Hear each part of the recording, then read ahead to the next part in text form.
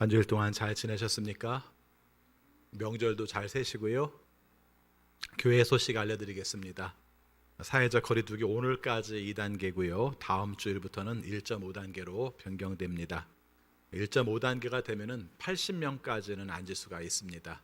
그래서 여러분들께서 기억하시고 예배 드릴 수 있을 때 좀 잘 드릴 수 있도록 해주시기 바랍니다. 정확하지는 않지만 또 어떻게 될지 모르지만 또 3, 4월에 또 4차 팬데믹이 올지 모른다는 말들도 있습니다. 드릴 수 있을 때 열심히 드릴 수 있도록 힘써 주시기를 바라겠습니다. 그리고 이번 주 수요일부터 2월 17일부터 사순절이 시작됩니다. 예수님의 고난을 함께 기억하고 동참하는 40일 캠페인을 벌이는데 이번에는 두 가지를 하도록 하겠습니다. 하나는 매 주간마다 탄소 금식을 하도록 하겠습니다. 기후 변화에 많은 영향을 주는 소비를 좀 줄이는 캠페인들을 합니다. 그래서 이번 주 수요일부터 주일까지는 탄소 절약 금식을 해서 불필요한 소비 줄이고 사용하지 않는 물품들은 나누어서 그것을 만들 때 탄소가 소비되는 것들을 방지할 수 있도록 하는 캠페인들을 하고요. 매 주마다 캠페인들을 계속하게 됩니다. 밖에 보면 포스터에 6주 동안 그렇죠. 6주 동안 한 7주 동안 진행될 내용들을 알리게 되니까 여러분들께서 보시고 함께 동참해 주시고요. 또 여러분들이 받으신 주보에 삽입된 내용에서도 그런 내용들이 좀 자세하게 할 수 있는 내용들이 나와 있습니다. 두 번째 캠페인은 성경 읽기인데요. 이번에 거기 있는 내용을 보시면은 다 읽으면은 40일 동안에 성경 한 번 읽는 거고요. 너무 부담스럽다 생각하시는 분은 구약만 하셔도 되고 신약만 하셔도 됩니다. 그래서 거기에 나와 있는 대로 위 것이 구약, 밑에가 신약이니까 그 내용들을 따라서 거기에 맞추면은 40일 동안에 구약을 읽든 신약을 읽든 또 전체를 읽으면 다 읽을 수 있도록 되니까 여러분께 그렇게 함께 참여해 주시기를 바라겠습니다. 이번 주 수요일 날 나눔 헌신 예배 및 장학금 전달식을 갖도록 하겠습니다. 여러분께서 기억하시고 많이 참여해 주시기를 바라겠습니다. 강원지방 정기지방회가 이번 주 목요일 날 원주중앙교회에서 있습니다. 위에서 기도해 주시고 현재 강원지방이 원래 40개 교회였는데 금년에 하나 또 교회가 개척됩니다. 그래서 41개 교회가 운영되는 내용들 여러분께서 기억해 주시기를 바라겠습니다. 그리고 이번 주간에 서명혜 집사님 부친상 당하셨습니다. 기억하시고 위로해 주시고요. 또 신동희 권사님 딸 김나영 청년 중등 교원 임용고시 최종 합격을 해서 저희들이 생각할 때는 3월부터 교사로 나가게 되지 않을까 그렇게 생각을 하고 있습니다. 그리고 최인수 집사님 아들 최강민 이번에 고등학교 졸업하면서 포르투갈 카사피아 축구팀에 입단을 하게 되었습니다. 20살 청년이 혼자 지금 나가서 생활을 하고 있는데 잘 적응하고 또 우리가 출전 선수로 잘 뛸 수 있도록 여러분께서 기억하시고요. 나영 이 자리에 있는데 우리 함께 축하의 박수 한번 보내시면 고맙겠습니다. 앞뒤 옆에 있는 믿음의 식구들과 함께 인사하겠습니다. 주님의 이름으로 사랑합니다. 주님의 이름으로 사랑합니다. 우리 다시 한번 인사하겠습니다. 기쁨으로 예배드립시다. 다 같이 묵상 기도하심으로 주일 낮 예배 하나님께 드리겠습니다.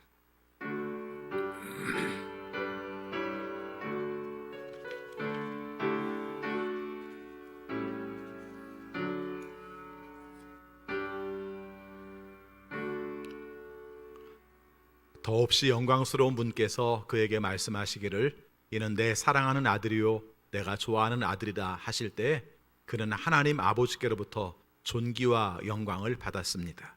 우리가 그 거룩한 산에서 그분과 함께 있을 때 우리는 이 말소리가 하늘로부터 들려오는 것을 들었습니다. 아멘. 아버지 하나님 저희들을 사랑하셔서 주의로 한 주간 동안 주님의 은혜 가운데 살게 하여 주시고 오늘 거룩한 주일 주 앞에 나와 예배하게 하심을 진심으로 감사드립니다. 하나님께 부름받은 저희들 영과 진리로 예배 드리고 싶습니다. 성령으로 충만하게 하시고 하나님의 임재를 경험하며 예배하는 우리 모두가 되게 하여 주옵소서. 주님이 원하시는 뜻대로 살려고 하였지만 온전하지 못함을 주 앞에 고백합니다. 우리의 죄를 용서하여 주시고 하나님이 원하시는 뜻으로 온전하게 예배하는 모든 예배자가 되게 하여 주옵소서. 예수 그리스도 이름으로 기원하옵나이다. 아멘. 다 같이 일어나셔서 경배 찬송 26장 나의 반석이신 하나님 이어서 부르시겠습니다.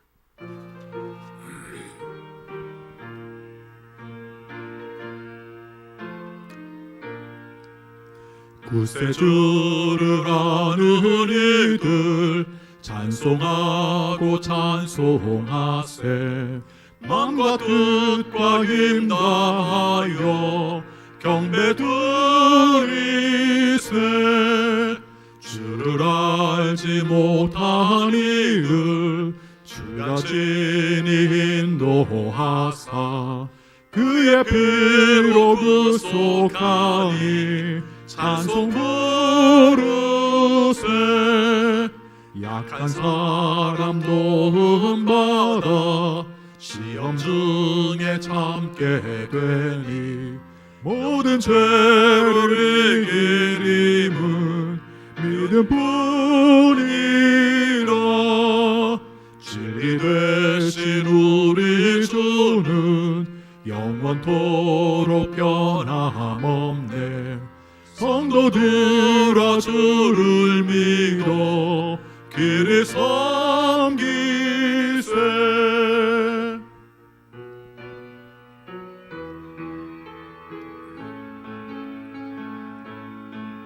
나의 반석이신 하나님 행하신 모든 것 완전하시니 나의 생명 되신 하나님 내게 행하시니 찬양합니다. 신실하신 하나님 실수가 없으신 좋으신 나의 주. 신실하신 하나님 실수가 없으신 좋으신 나의 주. 나의 반석이신 하나님 나의 반석이신 하나님 행하신 모든 것 완전하시니 나의 생명 되신 하나님 내게 행하시니 찬양합니다. 신실하신 하나님 실수가 없으신 좋으신 나의 주. 신실하신 하나님 실수가 없으신 좋으신 나의 주. 아멘. 사도신경으로 우리의 신앙을 고백하겠습니다. 나는 전능하신 아버지 하나님 천지의 창조주를 믿습니다. 나는 그의 유일하신 아들 우리 주 예수 그리스도를 믿습니다. 그는 성령으로 잉태되어 동정녀 마리아에게서 나시고 본디오 빌라도에게 고난을 받아 십자가에 못 박혀 죽으시고 장사된 지 사흘 만에 죽은 자 가운데에서 다시 살아나셨으며 하늘에 오르시어 전능하신 아버지 하나님 우편에 앉아 계시다가 거기로부터 살아있는 자와 죽은 자를 심판하러 오십니다. 나는 성령을 믿으며 거룩한 공교회와 성도의 교제와 죄를 용서받는 것과 몸의 부활과 영생을 믿습니다. 아멘. 자리에 앉으시겠습니다. 이 시간 함께 기도하실 때 신예슬 선생님 기도 인도하시겠습니다.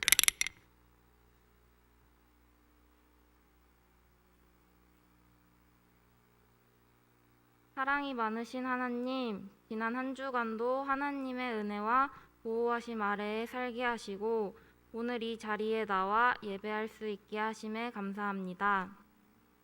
한 주간 살아오면서 하나님의 자녀답지 못하게 살아온 많은 순간들이 있었음을 고백합니다. 용서하여 주시고 항상 하나님과 함께 있음을 잊지 않고 하나님이 기뻐하시는 자녀로 살아가게 해주세요. 지금 코로나19 바이러스로 인해 힘들어하시는 분들이 너무나 많습니다. 위로하여 주시옵고 얼른 이 상황이 종식될 수 있도록 도와주세요. 그리고 우리 선교사님들 파송되어진 선교지에서 사역하실 때 항상 지켜주시고 하나님 안에서 사역 감당하시도록 도와주세요.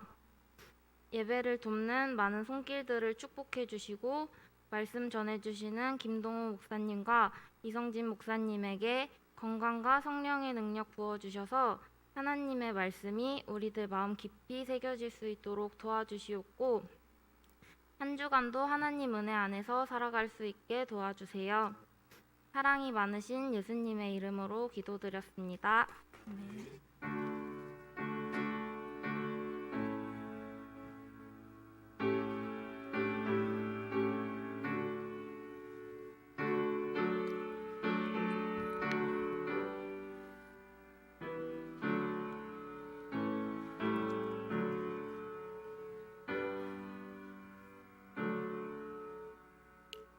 하나님 말씀 마가복음 9장 2절부터 9절까지 봉독하겠습니다.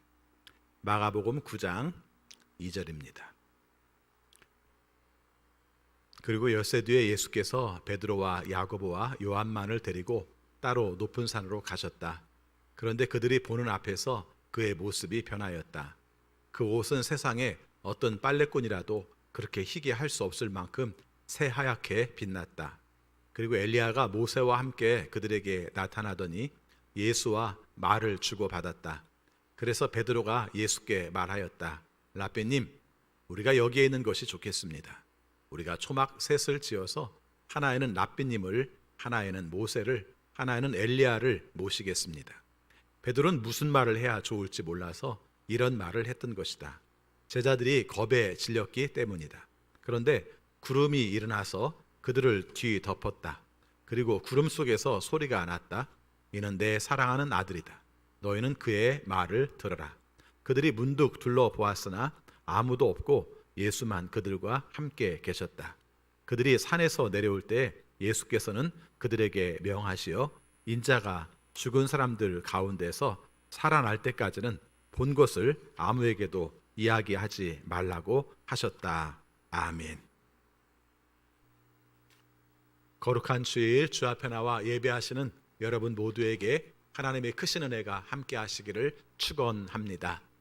교회력에서는 부활절 전 46일, 주일을 빼면은 40일 기간 사순절을 중요하게 여깁니다. 이번 주 수요일부터 사순절이 시작됩니다. 교회 소식 통해서 우리가 함께 그 기간 동안에 캠페인 2가지를 했죠. 탄소 금식 캠페인, 그 다음에 성경 읽기 캠페인을 하자고 말씀을 드렸습니다. 예수님의 고난에 동참하면서 우리의 신앙을 조금 더 발전시키고 하나님이 원하시는 경건한 모습으로 세워가는 과정인 줄을 압니다.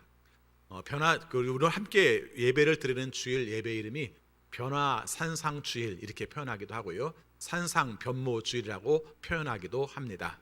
무슨 말이냐면은 예수님께서 십자가에 죽으시기 전에 우리가 산에 올라가셔서 기도하신 내용들을 말씀을 하고 있고 거기서 놀라운 변화들이 몇 가지 나타난 내용들을 말씀을 하고 있습니다.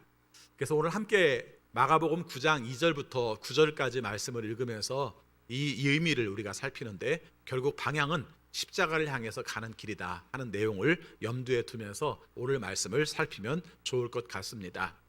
설교자의 고민은 성경의 본문 중에서 어디에 포커스를 맞추는가가 중요한 고민입니다. 오늘 말씀도 몇 가지가 나오는데 몇 가지 내용이 다 중요해요. 그래서 오늘 함께 이 말씀들을 함께 설명을 하고 그 중에서 중요하다고 여겨지는 점에 맞추어서 오늘 말씀을 함께 살펴보도록 하겠습니다. 여러분께서 아시는 것처럼 산에 올라가서 예수님께서 변화되는 그 의미는 사실은 기도하러 올라가신 것 같습니다.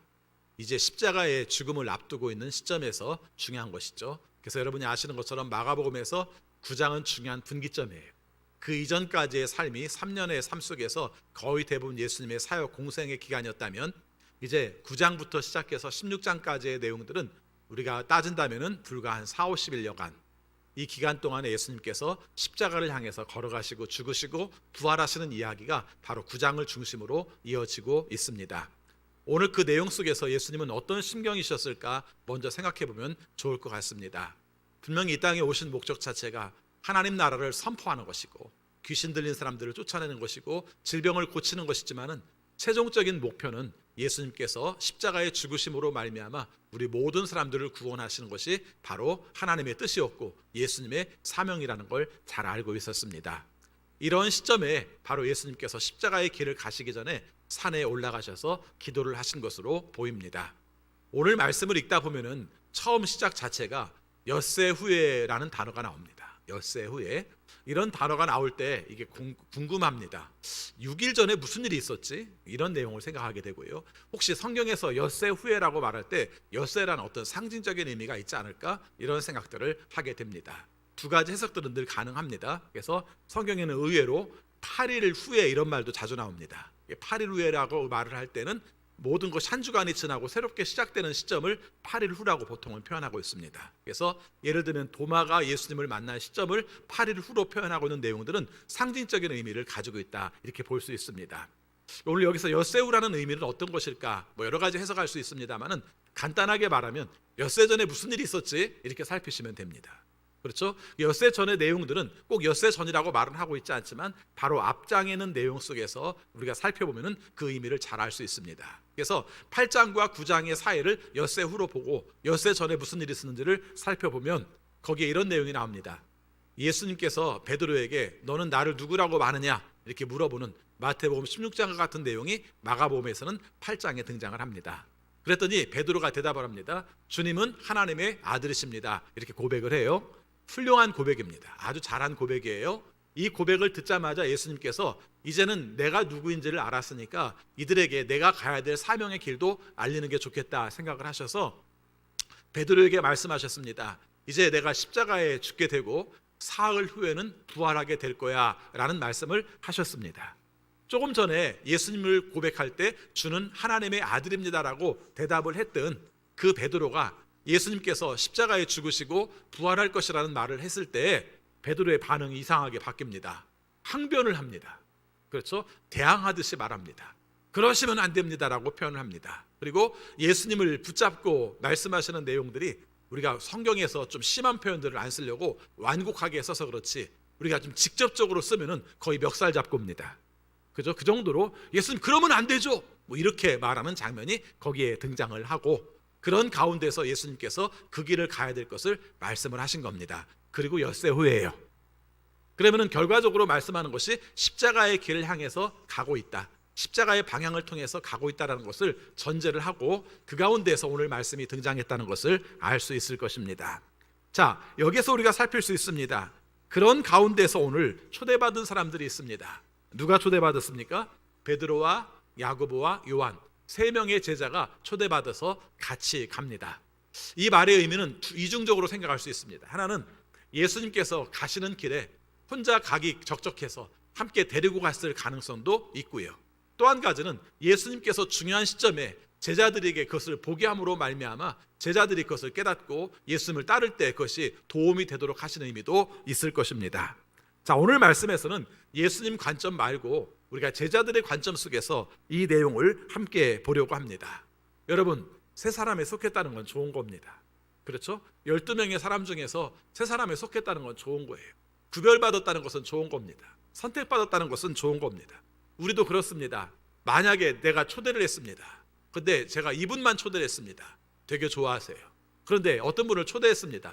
그리고 이분도 초대했습니다. 저분도 초대했습니다. 나만 초대받은 줄 알았더니 다 초대받았어요. 그럼 뭐라고 말합니까? 에이, 뭐 다 불렀네. 그래요.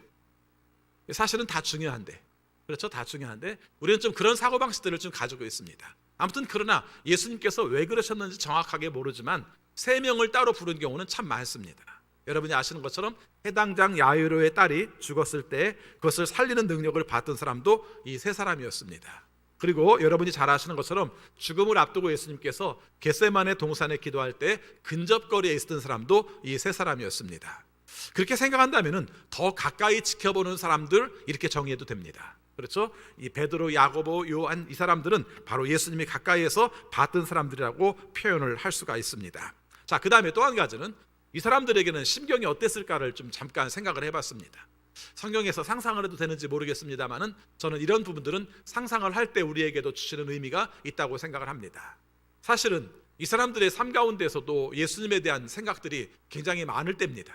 그렇죠? 처음에 따를 때는 뜨거웠어요. 열정도 있었습니다. 그리고 예수님께서 기적을 베푸실 때, 귀신들을 내쫓으실 때, 말씀을 담대히 선포하실 때 그것을 통해서 큰 힘도 얻고 자부심도 가졌습니다.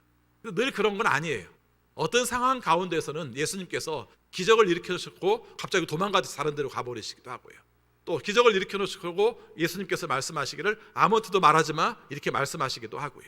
그리고 더 나아가서는 정말 예수님이 우리가 기다리는 메시아인가 하는 의문도 들었던 시점도 있었을 것입니다. 그런데다가 엿새 전에 있었던 사건, 예수님께서 죽으신다는 말이 무엇보다도 이 사람들의 신경 속에 상당히 큰 부담이었고 불편한 마음들을 가지고 있었을 것입니다. 자, 그런 시간에 그런 상황 속에서 예수님께서 산에 같이 올라가자고 말씀하셨고 그런 상황 속에서 산에서 놀라운 체험들을 하게 되는 것입니다. 때로 우리의 삶 가운데서 놀라운 체험도 필요합니다. 그렇죠? 지금까지 가지고 있던 의심이라든가 아니면 불확실함이라든가 아니면 우리의 삶 속에서 불안감이라든가 이런 걸 가졌다가 우리가 놀라운 체험들을 하게 되면 그 모든 것들이 사라지고 하나님의 놀라운 영광들을 봄으로 말미암아 내가 확신을 가질 수도 있습니다. 오늘 말씀을 저는 그렇게 보았습니다.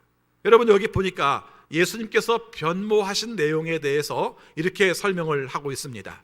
2절 말씀 그런데부터 3절까지 같이 읽겠습니다. 그런데 그들이 보는 앞에서 그의 모습이 변하였다. 그 옷은 세상에 어떤 빨래꾼이라도 그렇게 희게 할 수 없을 만큼 새하얗게 빛났다. 자, 이 표현을 여러분 어떻게 이해하면 좋을까요? 더 리얼하게 그리고 더 막 가슴 벅차게 이 부분을 좀 읽어야 될 것 같지 않습니까? 그런데 한번 생각해 보면은 여기서 나온 내용들이 어떤 내용인지를 한번 우리가 생각할 필요가 있습니다. 예수님이 산상변형, 산상변모 이런 단어를 씁니다만은 제가 볼 때는 예수님이 변한 게 아니라 예수님이 입으신 옷이 광채가 난 것으로 표현을 하는 것 같아요. 그래서 변모라는 단어가 맞는 것 같습니다. 근데 이 변모가 하얗게 변했고 빨래를 어떻게 해도 이렇게 휘어질 수 없을 만큼 변했고 이런 표현들을 그냥 한마디로 말하면 광채가 났다 이렇게 표현을 해보고 싶습니다. 그러면 하얗고 빛나고 이런 상태를 어떻게 표현하면 좋을까? 이게 도대체 뭘 상징하는 것인가 생각을 해봤습니다. 그랬더니 첫 번째는 뭔가 좀 천상의 존재가 나타난 그런 느낌을 말하는 것 같아요. 그렇죠? 우리가 일상적에서 볼 수 없는 우리의 눈으로 쉽게 볼 수 없는 놀라운 장면들을 본 내용들을 바로 희게 빛났다, 광채가 났다, 우리로 말하면 영광스러운 존재가 되었다 이렇게 표현을 할 수 있는 것 같습니다. 그 다음에 또 한 가지 이런 옷으로 표현된 내용들이 하나가 등장하는 자리가 뭐냐면 부활하신 예수님을 표현할 때 또 그런 표현이 나와요. 그렇게 생각한다면 우리가 평상시 우리 애들의 삶 속에서 인간적인 그런 존재의 모습보다는 어떤 천상의 존재, 하나님이 함께 임하는 자리의 존재, 아니면 새로운 영광스러운 존재 이런 존재로서 표현된 내용으로 읽어도 좋지 않을까 이렇게 생각을 합니다. 중요한 건 이런 장면에 대해서 예수님이 뭐 놀라워하셨다든가 예수님이 어떤 반응을 하신 게 아니라 오늘 말씀에서는 제자들이 반응이 등장을 하고 있습니다. 여기서 보니까 또 한 가지 놀라운 일이 벌어져요. 4절의 말씀 보겠습니다. 같이 읽습니다. 그리고 엘리야가 모세와 함께 그들에게 나타나더니 예수와 말을 주고 받았다 이렇게 말합니다. 자, 여러분 이건 어떤 의미를 가지고 있을까 생각을 해봅시다. 다 아는 내용이니까 간단하게 터치합시다. 모세 뭘 상징하나요? 구약의 율법을 상징합니다. 그렇죠? 엘리야 뭘 상징하나요? 구약의 예언서를 상징합니다. 그래서 구약에서 율법과 예언의 상징적인 두 인물의 존재가 거기에 임했다는 것을 말하고 있습니다. 또 한 가지, 이 두 사람은 하나님을 만난 사람들이에요. 그렇죠? 시내산 혹은 호렙산이라고 말하는 그곳에서 하나님을 직면하여 만난 사람들입니다. 그리고 하나님의 사명을 받고 사명을 감당한 사람입니다. 이런 공통점이 하나가 있겠죠. 또 한 가지, 말라기 내용에 볼 것 같으면 하나님께서 회복하실 때가 되면 메시아가 오실 때가 되면 모세와 엘리야로 말미암아 알리게 될 것이라는 말씀을 하셨어요. 이 내용들을 종합해 본다면 지금 예수님이 계신 그곳에 예수님이 변모하신 자리에 모세와 엘리야가 함께 있었다는 말은 몇 가지 상징적인 의미를 가지고 있습니다. 예수님이 모세와 엘리야처럼 하나님의 영광을 입은 자다, 하나님의 사명을 가진 자다, 이런 의미를 가질 수 있고요. 또 더 깊이 말라기와 연결시켜서 말한다면 예수님은 이미 예언되었던 메시아인데 그것은 바로 모세가 오고 엘리야가 오므로 말미암아 그분을 충분히 알리기 위해서 오신 것이라는 상징적인 의미를 가지고 있습니다. 제가 굉장히 감동적이고 감격적이고 굉장히 가슴이 벅찬 그런 이야기를 이렇게 냉정하게 제가 얘기를 하고 있습니다. 중요한 것은 이 사람들이 이런 체험을 했을 때 느낌은 어땠을까 하는 것입니다. 그렇죠? 여러분, 이 체험을 뭐라고 표현하면 좋을까요? 여러분들은 굉장히 놀라운 체험, 은혜로운 체험, 신비한 체험들을 해보신 적이 있으십니까? 예전에 어른들은 신앙생활 하면서 기도원에 갔는데 기도하는 가운데 등짝이 막 뜨끈뜨끈했다, 가슴팍이 뜨끈뜨끈했다, 이런 말씀들을 참 많이 하셨는데 여러분들은 그런 경험들을 해본 적이 있습니까? 이런 것은 아니라 할지라도 내 마음의 깊은 곳에서 놀라운 기쁨과 굉장히 평화로움과 그래서 지금까지 경험해보지 못한 새로운 신비의 세계를 경험해본 적이 있으십니까? 저는 이런 모든 단어들을 다 그냥 황홀한 체험이라고 표현을 해보고 싶어요. 황홀한 체험, 신앙의 과정 속에서 이 황홀한 체험은 굉장히 중요한 의미를 갖는다고 생각을 합니다. 제가 조금 전에 베드로와 야고보와 요한의 상태를 말할 때 주님으로 말미암아 부름받아서 감격스럽기도 하지만 또 어떤 면에서는 불확실하고 어떤 면에서는 십자가의 죽음을 듣기도 하고 또 어떤 면에서는 예수님께서 하시는 일들이 과연 메시아의 일인가라는 의문을 품었을 시점에 바로 이 황홀한 체험을 했다는 것은 중요한 의미를 갖고 있는 것입니다. 그렇죠? 이 황홀한 체험을 했어요. 신비한 체험을 했어요. 그런 가운데에 이 사람들이 나타난 반응이 무엇인가를 5절 말씀에서 말하고 있습니다. 자, 5절 말씀 같이 읽습니다. 그래서 베드로가 예수께 말하였다. 랍비님, 우리가 여기에 있는 것이 좋겠습니다. 우리가 초막셋을 지어서 하나에는 랍비님을, 하나에는 모세를, 하나에는 엘리야를 모시겠습니다. 이렇게 말을 합니다. 자, 이 말의 상징이 뭔가도 우리가 살펴봅시다. 가장 좋은 것은 우리가 현실적인 세계에서 너무 힘들고 어려웠었는데 여기야말로 황홀한 세계, 신비한 세계, 그 무엇과도 바꿀 수 없는 놀라운 세계네요. 여기서 저는 머물고 싶습니다. 예수님과 모세와 엘리야와 함께 이 신비한 세계를 놀고 싶습니다. 정말 구름 위에 떠 있는 것 같은 신비한 세계에서 살고 싶습니다. 이런 마음이죠. 여러분, 사실은 신앙의 세계를 생각할 때도 이런 마음들을 갖고 있지 않습니까? 세상이 어떻다 할지라도 아무 상관없어. 나는 살아가는 삶 가운데 안정되고 평안하고 어떤 삶 가운데도 기쁨이 넘치고 감사가 넘쳐. 그래서 그것으로 말미암아 나는 이 세상에 사는 것이 거의 천상에 사는 것과 똑같아. 이렇게 살 수 있다면 얼마나 좋겠습니까? 그렇죠? 어쩌면 우리는 그걸 노리고 있는지도 모르겠어요. 우리의 마음속에 주관하는 내용 중에서 그런 부분들을 생각하는지도 모르겠어요. 우리의 마음속에 하나님 나라에 대한 이미지 중에서 그런 게 있지 않습니까? 요한계시록에 등장하는 것처럼 아픈 것도 없고 병드는 것도 없고 슬픈 것도 없고 통곡하는 것도 없고 죽음도 없고, 그렇죠? 우리의 삶 속에 늘 그 신비한 세계를 우리의 마음속에 그릴 것 같아요. 그래서 아마 베드로도 그렇게 얘기를 한 것 같습니다. 여기에다가 우리가 함께 신비한 황홀한 세계를 영원히 계속 누리며 살았으면 좋겠습니다. 이런 의미가 있겠죠. 또 한 가지 의미가 있습니다. 사실은 모세도 하나님을 만났어요. 하나님의 현현, 하나님의 놀라운 체험을 한 다음에 하나님이 계시는 곳을 만들어요. 그것을 갖다가 성막이라고 표현을 합니다. 그렇죠? 사실은 이미 하나님을 만났는데 하나님을 만나는 장소를 만들므로 말미암아 하나님을 만났던 그 놀라운 체험이 지속적으로 이루어질 수 있도록 생각한 곳이 바로 성막이라는 것이죠. 그런 식으로 생각을 한다면 지금 이 자리도 그렇게 생각할 수 있는 겁니다. 예수님의 그 놀라운 변화의 자리, 하나님의 나타나시는 자리, 이것을 여기에다가 우리가 보존해서 이곳에서 지속적으로 만나기를 원합니다라는 뜻을 가질 수 있을 것입니다. 자, 그런데 마가복음은 냉정해요. 원래 마가복음이 좀 냉정합니다. 근데 뭐라고 냉정하다고 말하면 베드로가 한 말을 이렇게 표현하고 있습니다. 6절 말씀 같이 읽겠습니다. 베드로는 무슨 말을 해야 좋을지 몰라서 이런 말을 했던 것이다. 제자들이 겁에 질렸기 때문이다. 이렇게 말합니다. 굉장히 놀라운 사실, 놀라운 황홀한 체험과 이 황홀한 체험을 계속 간직하고 싶은 마음, 그리고 내 삶 가운데서 이것이 지속되기를 원하는 마음, 하나님의 체험으로 늘 언제나 평화롭게 살고 싶은 마음, 이런 마음으로 표현한 것 같은데 마가복음은 아주 냉정하게도 말하기를 지가 무슨 말을 하는지도 모르고 말을 했다, 이렇게 표현을 한 거예요. 이걸 누가 알려줬을까요? 저는 베드로가 스스로 마가에게 알려줬을 거라고 생각을 합니다. 그렇죠? 지금 생각해 보니까 그때 내가 뭔 말을 했는지도 모르겠어, 이런 말이었던 것이죠. 어쩌면 내 삶 가운데서 중요하다고 한 말이 어쩌면 우리의 삶 가운데서 뭔 말을 하고 있는지도 모르고 하는 그런 말일 수도 있는 거죠. 그렇죠. 어쩌면 우리의 삶 가운데서 가지고 있는 생각이, 내 삶 속에서 중요하다고 여기는 그 생각이 내 삶 속에서는 우리가 정말 무슨 말을 하고 있는지도 모르는 경우가 허다하게 많다는 겁니다. 사실은 예수님과의 관계 속에서도 자기가 하는 말이, 자기의 정체성이 어떤 존재인가 하는 것이 사실은 지금 하는 말을 통해서 온전하게 드러나는 것이 아닐 수도 있다는 것입니다. 그런데 놀라운 사실은요, 베드로가 말했거든요. 여기 천막 3개 치고 하나는 예수님, 하나는 모세, 하나는 엘리야가 함께 머물렀으면 좋겠습니다.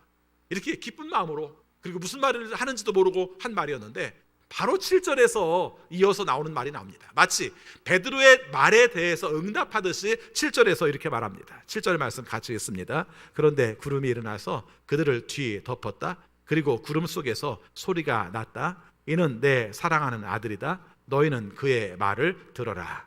자, 구름에 관한 상징은 두 가지로 생각할 수 있습니다. 하나는 하나님의 임재의 표현으로 봐도 돼요. 그러나 오늘 말씀에서는 전막과 후막의 사이에서 전환되는 기점으로 볼 수 있는 것이죠. 1막과 2막의 사이에서 뭔가 확 바뀌어버림으로 말미암아 거기서 말하고 싶은 내용들이 보여지는 것이죠. 그래서 1막에서 황홀한 체험, 제자들이 놀라운 은혜의 능력 이런 것들을 봤다면 2막에서는 그런 것이 아니라 싹 바뀌어버려가지고 그 다음 하는 말 중에 하나가 하늘에서 나는 소리로 말미암아 예수님에 대한 것을 증명을 해요. 사실은 이런 장면이 한 번 또 있었죠. 언제 있었나요? 예수님께서 세례 받으실 때 그때도 하늘에서 소리가 나서 내 사랑하는 아들이다라는 말이 있었어요. 그리고 지금 내 사랑하는 아들이다, 너희는 그의 말을 들으라라고 말씀을 하셨다는 것입니다. 자, 그러면은 아까 말한 황홀한 체험과 지금 하늘에서 나는 소리 사이에는 분명히 어떤 의미가 있고 우리에게 전달하고자 하는 내용이 있을 것입니다. 자, 조금 전에 말씀드린 내용을 다시 연상해 봅시다. 세례 받으실 때 하늘에서 소리가 났다. 그리고 내 사랑하는 아들이다 라고 말했을 때 세례를 받으셨다는 것은 예수님의 공생의 시작을 선포하는 신호입니다. 그리고 오늘 바로 우리가 놀라운 신비의 체험 다음에 바로 예수님에 대해서 하늘에서 소리가 나기를 내 사랑하는 아들이다, 너희는 그의 말을 들으라 라고 말했을 때는 십자가의 죽음을 향해서 걸어가는 신호입니다.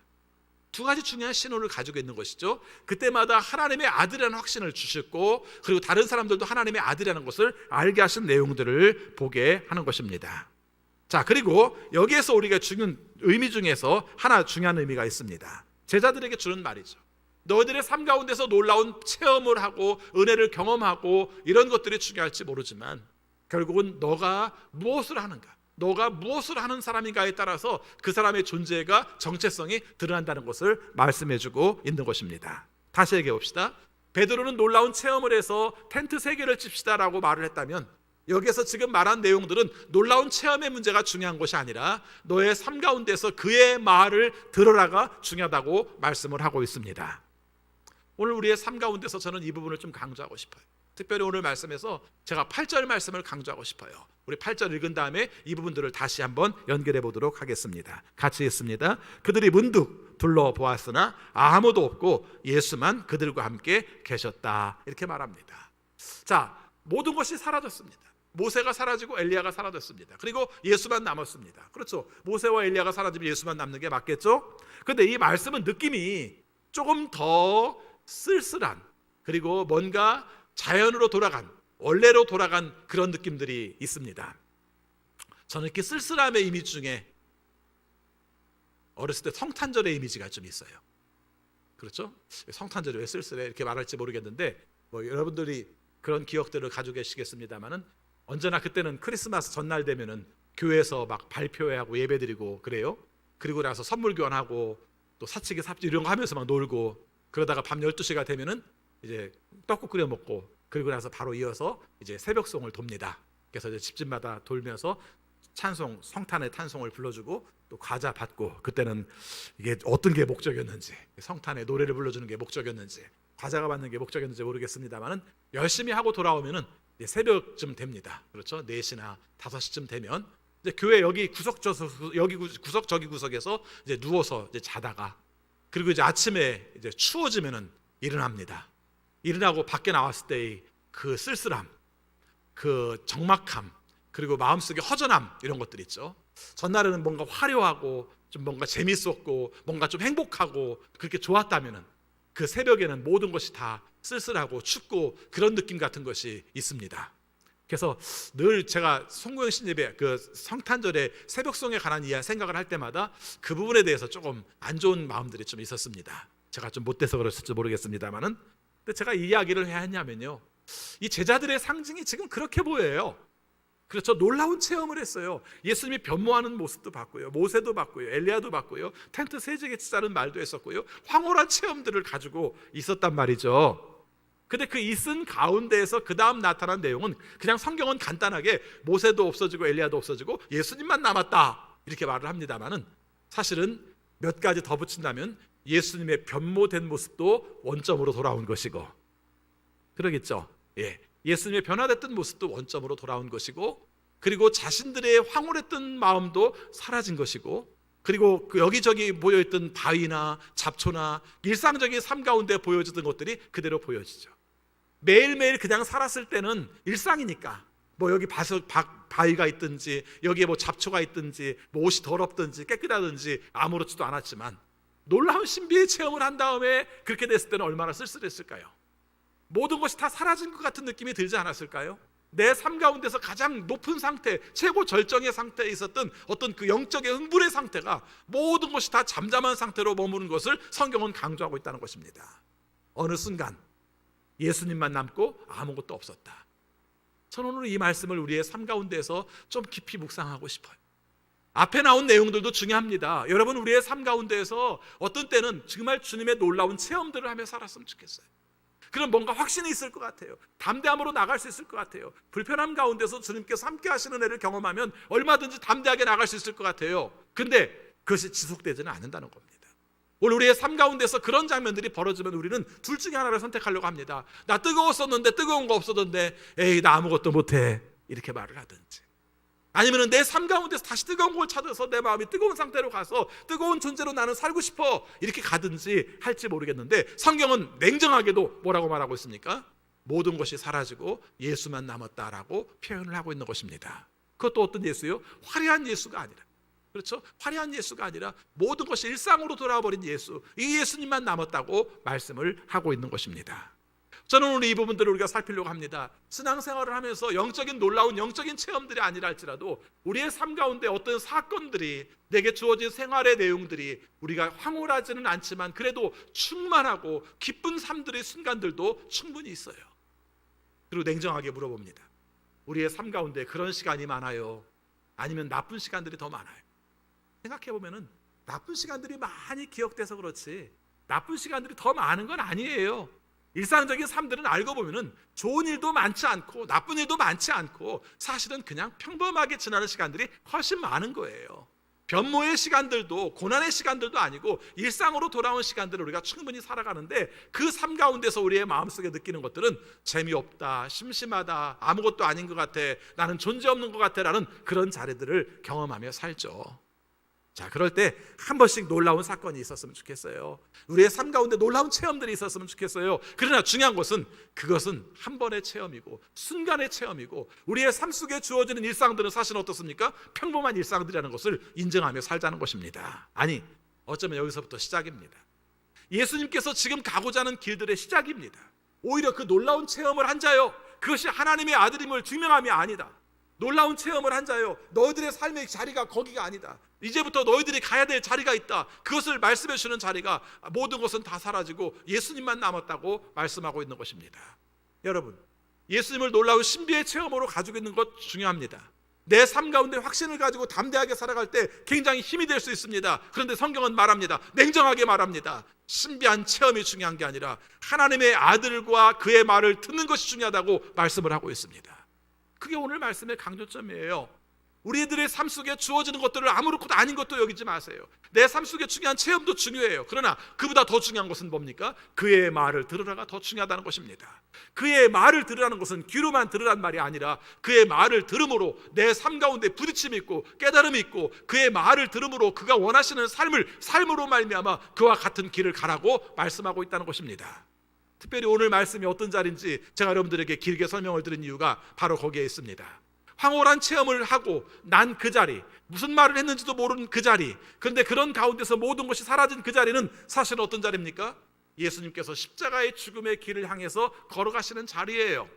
오늘 말씀을 보면 9절 말씀에서 예수님께서 말씀하시기를 지금 있었던 일을 아무에게도 말하지 말라. 근데 말하는 시점이 있습니다. 언제 말해요? 죽으시고 부활하신다면 말하는 겁니다. 우리 9절 말씀 같이 읽겠습니다. 그들이 산에서 내려올 때에 예수께서는 그들에게 명하시어 인자가 죽은 사람들 가운데에서 살아날 때까지는 본 것을 아무에게도 이야기하지 말라고 하셨다.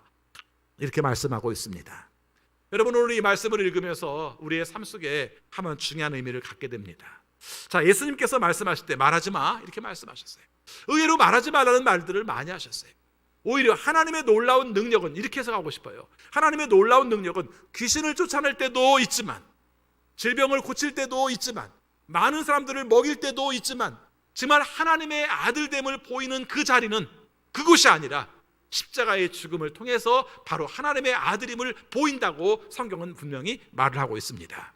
여러분, 이 말은 중요한 의미입니다. 오늘 우리의 삶 가운데도 마찬가지입니다. 감히 예수님과 우리를 연결시켜서 말하는 것이 좀 외람되게 느껴질 수 있습니다만은, 우리는 찬란한 자리가 되어서, 높은 자리가 되어서, 뭔가 우리가 중요한 자리가 되어서 그것으로 말미암아 하나님께 영광을 돌린다고 생각할지 모르지만, 사실은 하나님께서 원하시는 것은 그게 아니라 고난의 자리를 통해서 주님이 원하시는 뜻을 이룸으로 말미암아 내가 감당하는 삶의 자리를 통해서 하나님의 역사하시는 은혜를 힘입을 수 있다고 말하고 있습니다. 여러분, 놀라운 사명과 은혜만 얘기하지 말고 일상적인 삶 가운데 살펴봅시다. 여러분, 매일매일 건강했으면 좋겠어요. 매일매일 평안했으면 좋겠어요. 예수 잘 믿었기 때문에 내 삶 가운데서 모든 것이 형통했으면 좋겠어요. 그런데 사실은 그렇지 않아요. 지난 한 주간 동안에도 아픈 분이 수술하는 것으로 말미암아 마음 아파하기도 하고, 또 가까운 지인이 젊은 사람이 세상을 떠나서 마음 아파하기도 하고, 그러고 살았어요. 다 신앙생활 잘 하시는 분들인데 그러는 가운데서 겪는 문제들이 되게 힘들어요. 우리가 생각할 때 무슨 생각을 안 하겠어요? 우리도 이런 마음을 갖는데 본인의 삶 가운데 무슨 생각을 안 하겠어요? 좀 평안하게 살면 얼마나 좋아요. 내 삶 속에서 걸리는 것이 없이 살면 얼마나 좋아요. 내 삶 속에 걱정이 없이 살면 얼마나 좋아요.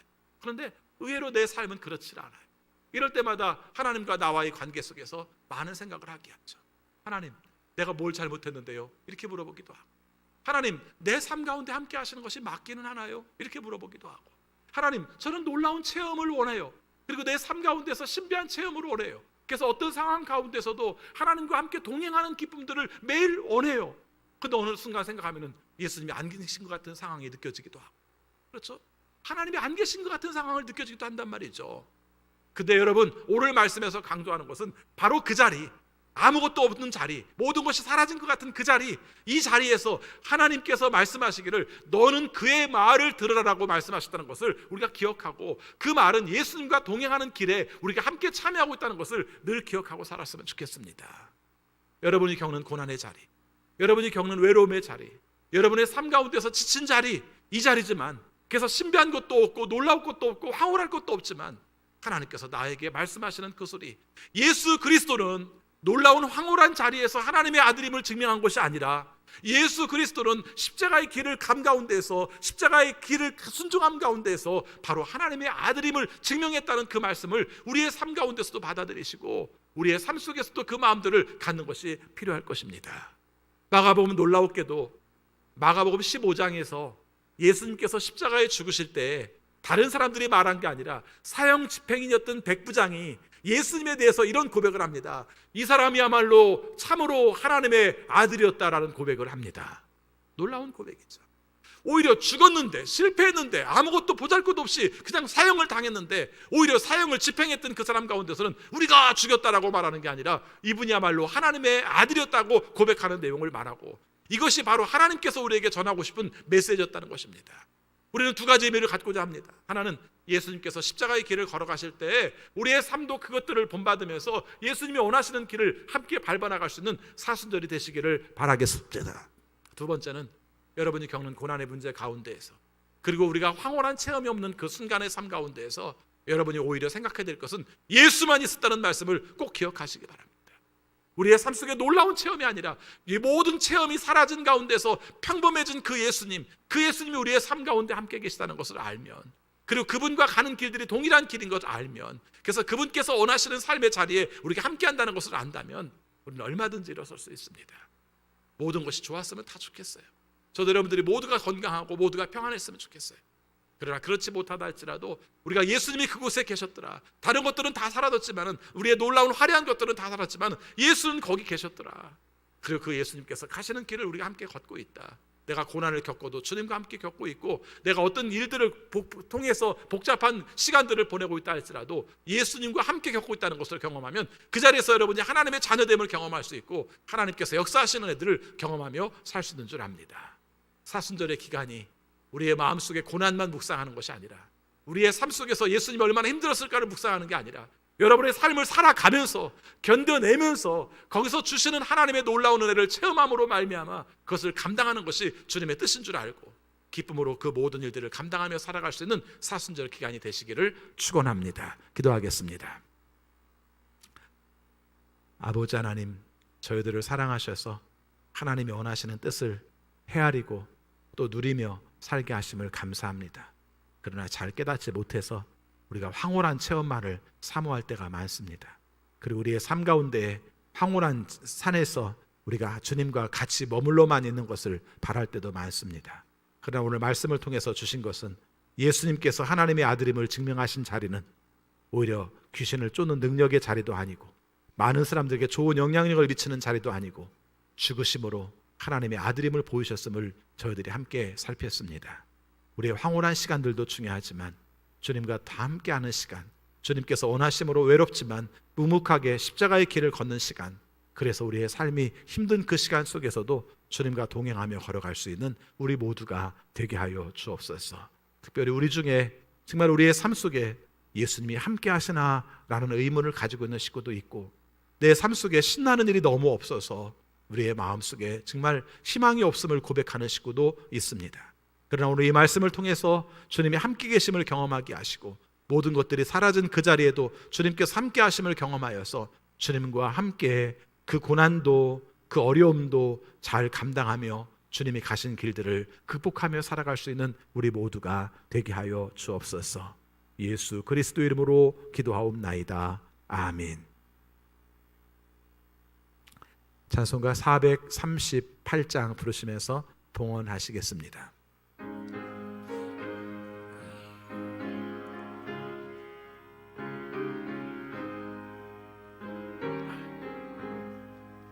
내 영혼이 은총 입어 중한 죄짓 벗고 보니 슬픔 많은 이 세상도 천국으로 바하도다. 할렐루야 찬양하세. 내 모든 죄 사함받고 주 예수와 동행하니 그 어디나 하늘나라. 주의 얼굴 뵙기 전에 멀리 뵈던 하늘나라 내 맘속에 이루어지니 날로 날로 가깝도다. 할렐루야 찬양하세. 내 모든 죄 사함받고 주 예수와 동행하니 그 어디나 하늘나라. 높은 산이 거친 들이 조막이나 궁궐이나 내 주 예수 모신 곳이 그 어디나 하늘나라. 할렐루야 찬양하세. 내 모든 죄 사함받고 주 예수와 동행하니 그 어디나 하늘나라. 아버지 하나님, 오늘도 저희들에게 적합한 말씀을 주심을 감사합니다. 일용할 양식 주셔서 감사합니다. 건강 주셔서 감사합니다. 우리에게 가족을 주시고 이웃을 주셔서 감사합니다. 그리고 우리에게 일을 주셔서 소득과 보람을 경험하며 살게 하심을 감사합니다. 이 마음을 모아 주 앞에 감사의 예물 드리오니 주여 받아 주옵소서. 그리고 우리의 삶에 복 내려주시되 언제 어떤 상황 가운데 있다 할지라도 황홀한 체험의 자리만이 아니라 모든 것이 사라진 그 자리에서도 오직 예수님만이 우리와 함께 하심을 경험하며 주님과 같은 길을 걸어 그것으로 우리에게 복이 되는 삶이 되게 하여 주옵소서. 코로나19로 말미암아 겪는 어려움이 큽니다. 우리의 삶 가운데에서 고난을 통해서 주시는 하나님의 깊은 깨달음과 또 은혜를 경험하며 살게 하여 주옵소서. 경제적인 어려움을 겪어가는 식구들이 늘어가고 있습니다. 주님께서 친히 도와주셔서 고난의 때에 주시는 특별한 은혜를 허락하여서 우리가 잘 주님의 은혜 가운데 잘 견디어 갈 수 있도록 인도하여 주옵소서. 아버지 앞에 간구합니다. 어려운 시기에 선교의 사명을 가지고 있는 식구들을 기억하여 주옵소서. 우리가 코로나로 말미암아 어렵고 또 그 나라의 우리가 정치적 상황으로 인하여 어렵지만 주님께서 친히 도와주셔서 견고하게 하시고 하나님의 은혜로 사명을 감당하게 하시고 또 그 사명을 통해 하나님께 영광 돌릴 수 있도록 인도하여 주옵소서. 지난 한 주간 동안에도 질병으로 말미암아 고생한 식구들, 또 수술하며 지금 통증에서 벗어나기를 원하는 식구들, 또 우리가 항암 치료 위해 또 새로운 치료를 위해서 준비하는 식구들 다 기억해 주셔서 하나님의 평화로 돌아오게 하시고 회복하게 하시고 건강하게 하시고 통증 없는 삶을 살아갈 수 있도록 인도하여 주옵소서. 아버지, 재활 치료받고 있는 식구들을 기억하여 주시고 또 자녀가 오랜 기간 동안 우리가 의식에서 깨어나지 못해서 고통을 받고 있는 자녀도 있는데 주님께서 회복시켜 주옵소서. 또 마음의 질병을 가지고 있는 식구들도 주님께서 함께 하셔서 하나님의 따뜻한 사랑으로 치료받고 평화로 돌아올 수 있도록 인도하여 주옵소서. 우리 자녀들 중에 장기적인 질병을 앓고 있는 자녀들이 있습니다. 면역력 좋아지게 하여 주시고 또 혈소판도 잘 생성되게 하시고 아픈 가운데서도 성장 발달하여서 우리가 지장이 없도록 주님께서 도와 주옵소서. 우리 자녀들에게 지혜를 주시고 분별력을 주셔서 시간 낭비하지 않게 하시고 하나님께서 원하시는 길들을 잘 찾아나갈 수 있도록 도와 주옵소서. 또 인생이 내 뜻대로 풀리지 않는다고 생각하는 그 시점 속에서도 하나님께서 우리를 통해서 이루시는 놀라운 계획을 찾아나갈 수 있도록 인도하여 주옵소서. 진학을 위하여 취업을 위하여 기도하는 자녀들에게 하나님 응답하여 주셔서 적합한 곳에서 공부하고 또 일할 수 있도록 허락하여 주옵소서. 아버지, 군 복무 중인 자녀들을 기억해 주셔서 어려운 시기지만 조국을 위해서 헌신할 수 있고 또 연단되어서 하나님께서 원하시는 모습으로 만들어져 가는 우리 자녀들이 되게 하여 주옵소서. 결혼을 위해서 기도하는 자녀들, 또 출산을 위해서 기도하는 자녀들, 주님의 은혜 가운데 그 소원이 이루어져 가정에서 주시는 기쁨을 경험하게 하여 주옵소서. 이제 새로운 시작들을 해야 되는 자녀들이 많습니다. 주님께서 친히 도와주셔서 어느 곳에서든지 하나님께서 원하시는 뜻을 따라 맡겨진 일들을 감당하며 하나님께 영광 돌릴 수 있도록 인도하여 주옵소서. 우리 성도들을 기억하여 주옵소서. 오랜 기간 동안 교회에 나오지 못한 식구들도 있는데 어느 곳에 있든지 주님과 동행하게 하시고 주님 안에서 담대하게 하시고 주님 안에서 친밀함을 느끼며 살아갈 수 있는 삶이 되게 하여 주옵소서. 우리나라를 기억하여 주옵소서. 하나님께서 우리에게 참 많은 것을 주셨는데 만족하지 못하여서 혹은 교만하여서 우리들이 불화로움을 주 앞에 고백합니다. 서로 사랑하게 하시고 서로 용납하게 하시고 그래서 하나님이 주는 평화를 누리며 살아갈 수 있는 대한민국이 되게 하여 주옵소서. 대통령을 비롯한 모든 지도자들이 깨어있게 하여 주시고 하나님의 뜻을 보게 하여 주시고 국민들의 마음을 읽을 수 있어서 우리가 좋은 방향들을 제시할 수 있는 지도자들이 되게 하여 주옵소서. 세상을 향해 나갑니다. 맡겨주신 뜻을 받들어 하나님께 영광되는 우리 모두가 되게 하여 주옵소서. 예수 그리스도 이름으로 기도하옵나이다. 아멘.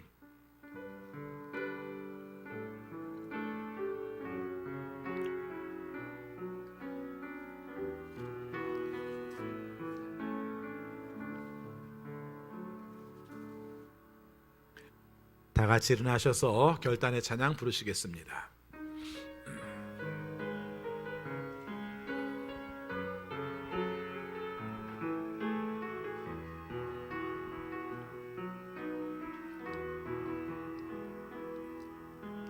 이 세상을 살아가는 동안에 나의 힘을 의지할 수 없으니 기도하고 낙심하지 말 것을 주께서 참 소망이 되심이라. 하나님의 꿈이 나의 비전이 되고 예수님의 성품이 나의 인격이 되고 성령님의 권능이 나의 능력이 되길 원하고 바라고 기도합니다. 주의 길을 걸어가는 동안에 주의 길을 걸어가는 동안에 세상에 곧 의지할 수 없으니 감사하고 낙심하지 말 것을 주께서 참 기쁨이 되심이라.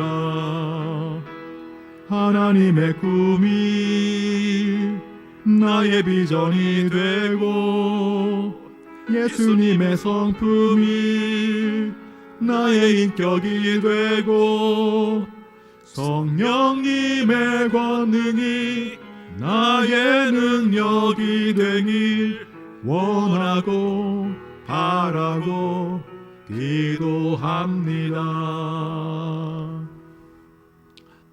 우리 주 예수 그리스도의 은혜와 거룩하신 하나님의 사랑하심과 성령님의 감화, 감동, 역사, 교통 위로하심이 어떤 상황 가운데서도 주님으로 만족하며 주님께서 원하시는 길을 함께 걷고자 하는 우리 모든 성도들에게 지금부터 영원까지 함께 하옵시기를 축원하옵나이다.